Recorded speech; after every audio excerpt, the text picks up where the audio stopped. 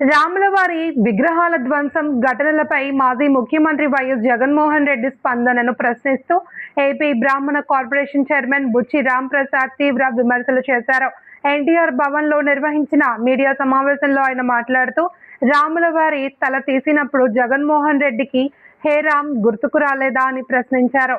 హిందువుల మనోభావాలను దెబ్బతీసే ఘటనలు జరిగినప్పుడు ప్రతిపక్ష నాయకులు మౌనం పాటించారని, దేవాలయాలు, దేవతా విగ్రహాల పరిరక్షణకు కూటమి ప్రభుత్వం కట్టుబడి ఉంది అని ఆయన పేర్కొన్నారు.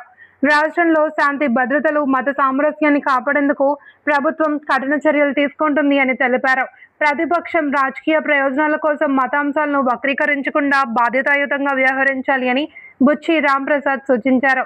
ప్రజల్లో అపోహలు సృష్టించే ప్రయత్నాలను మానుకుని వాస్తవాల ఆధారంగా రాజకీయాలు చేయాలి అని ఆయన కోరారు.